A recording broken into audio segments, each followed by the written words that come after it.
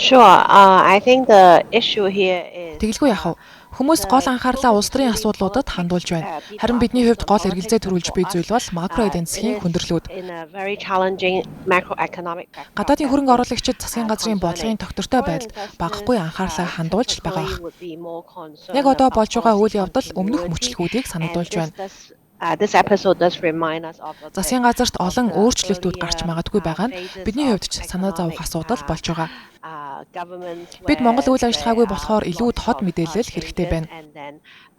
Мөн Монгол тулгамдаад бий макро сорилтууд нь зөвхөн дотоод асуудлуудтай нь холбоогүй. Олон улсын геополитикийн эрсдлүүд, хятадын эрэл гэх мэт сорилтууд багагүй байна.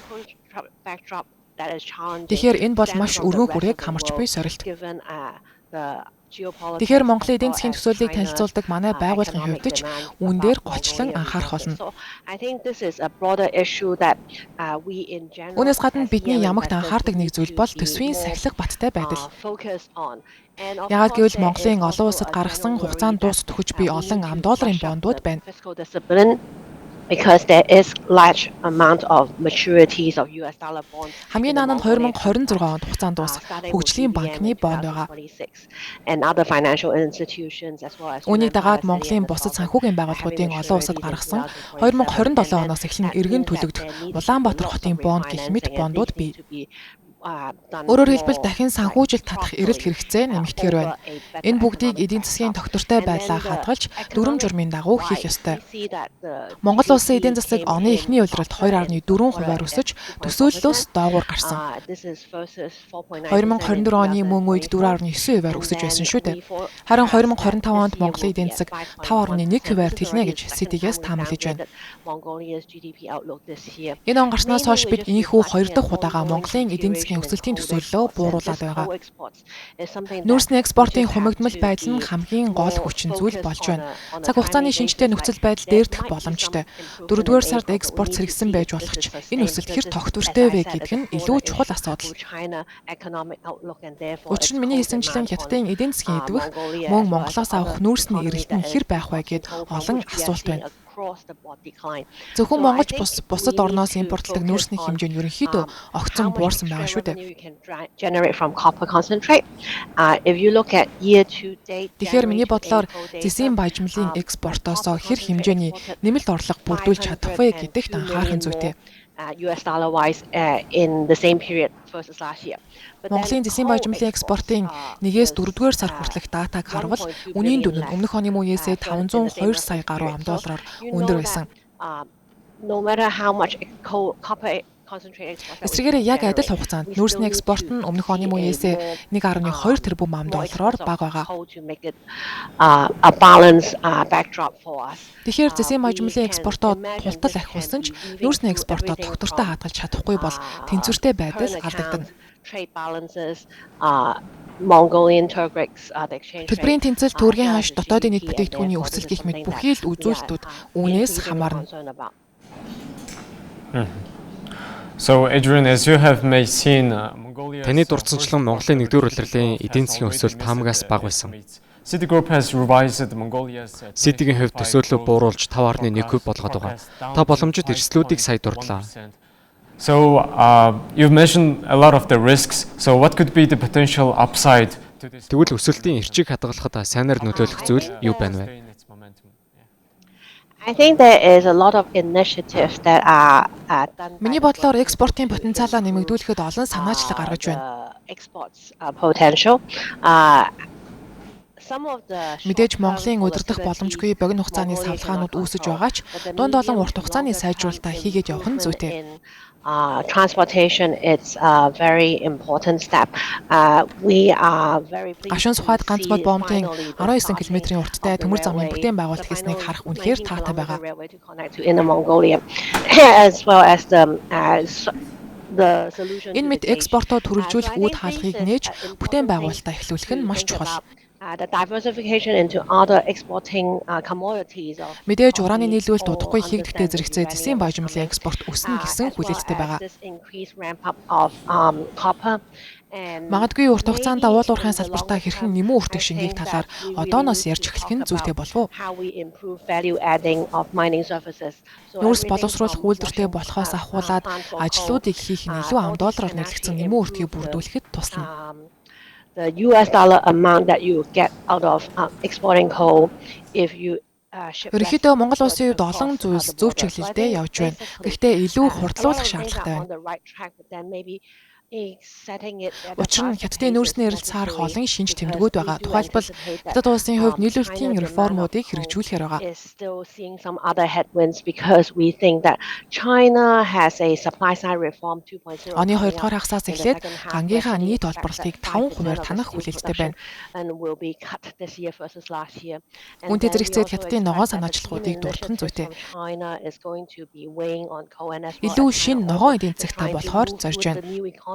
which is less industrial intensive. So a lot of these things will be Өмнөхөөс хамаагүй бага аж үйлдвэрцэн эдийн засгийн төлөө ажиллаж байна. to be cognizant of all these issues that are upcoming, but then the more Тэгэхээр уул уурхайн экспортод тулгуурласан эдийн засагтай орны хувьд энэ бүх өөрчлөлтийн талаар мэдээлэлтэй байж салбартаа нэмүү өртөг шингээх нь үр өгөөжтэй байх болно.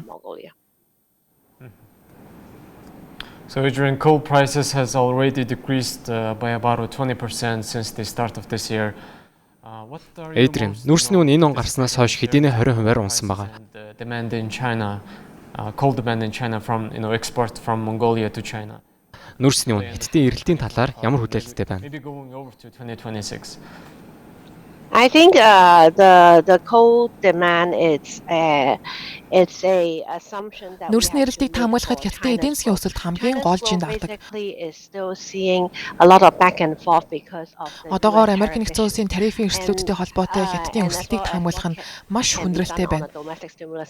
So I think from that part we cannot do much from Mongolia. Энэ үед Монголын талаас хийж чадах зүйл маш бага л да. The demand for China Гэхдээ ерөнхийдөө хятадын нүүрсний эрэлт энэ онд 2024 оноос саарна гэсэн бэлтгэлтэй байх нь зүйтэй. Situation is that Mongolia and China appears to be committed to be trading more coal. Мэдээж Монгол болон Хятад улс дунд олон урт хугацаанд нүүрсний худалдаагаа нэмэгдүүлэх адил сонирхолтой байх шиг байна. Probably the only Тэгэхээр хоёр орны хамтын хүчин чармайлт цор ганц гарц гаргалгаа байх болов уу? Худалдаагаа тогтвортой ахиулах хэрэгтэй. Хамгийн ихэнд бомбууд дээр овоорсон нүүрсийг гаргах шаардлагатай байна. Мөн Хятад руу хийх нүүрсний экспортоо нэмэгдүүлэх арга зам эрэлхийлж, яриа хэлцээ хийх хэрэгтэй. Where China will be buying more from Mongolia instead of some of its other importing economies. Ерөнхийдөө засгийн газар хоорондын хоёр талын яриа хэлцээ хамтын ажиллагаанаас маш их зүйл хамаарах болно. Big opportunity that maybe a new coalition go. Тэгэхээр улс төрийн дуйлантай явдлуудын үр дүнд шинэ хамтарсан засгийн газар байгуулагдах өндөр магадлалтай байна. What's the city's assessment in terms of Mongolia's budgetary shape and also the fiscal stimulus? Тэгэхээр Монголын төсвийн бодлоготой холбоотой ямар өөрчлөлтүүдийг City Group-ээс анхаарч байгаа вэ? I think it doesn't to me as an economist it doesn't really matter. Эдийн засагч хүний хувьд надад засгийн газар хэрхэн бүртгэн төдийлөн чухал биш байна. Гэхдээ миний бодлоор хамтарсан хамтраагүй шин засгийн газрын анхаарах ёстой хамгийн чухал зүйл бол төсөв. Өнгөрсөн төсвийг алдагдaltaгүй байхаар баталсан байгаа. At the end of last year for this year's Гэхдээ он гарснаас хойш буюу 1-ээс 4-р сарын нөхцөл байдал дата мэдээллийг харвал алдагдaltaгүй байх боломжгүй нь илт байна.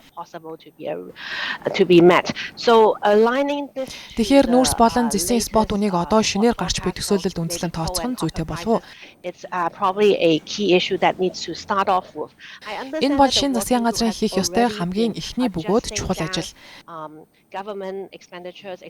Ажлын хэсгээс хэдийний засгийн газрын хөрөнгө оруулалтыг бууруулах хангах талаар судалж эхэлсэн гэж ойлгож байгаа. Энэ нь төсвийн дарамтыг бага зэрэг зөөлрүүлэх боломжтой. Гэхдээ гадаад хөрөнгө оруулагчид эсвэл зээлжих зэрэглэл тогтоогчдын нүдээр харвал хамгийн сүүлийн үеийн дата мэдээлэл төсөөлөлд үндэслэж төлөвлөх хэрэгтэй болов уу? Оны төгсгөлд төсвийн ихэд зарцуулах гарахгүй гэсэн баталгаа өгөх нь чухал.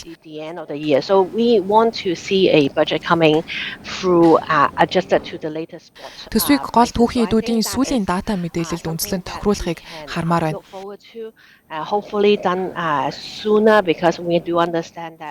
Энэ бол бидний анхаарах хамгийн чухал зүйл.